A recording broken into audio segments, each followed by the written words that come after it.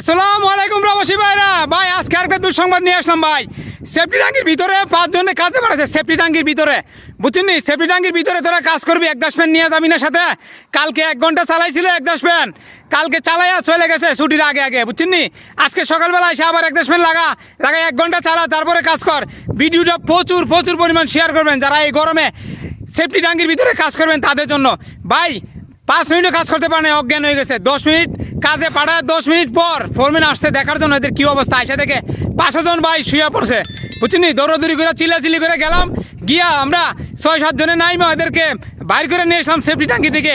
আনার পরে 15 থেকে 20 মিনিট পর তাদের জ্ঞান ফিরছে। জিজ্ঞেস করার পরে বললো যে বলতে পারে নাই।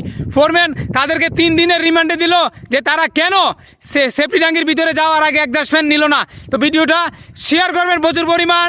ভালো থাকবেন, সুস্থ থাকবেন, নিজের প্রতি খেয়াল রাখবেন, কাজ করার আগে নিজের প্রতি খেয়াল রাখবেন।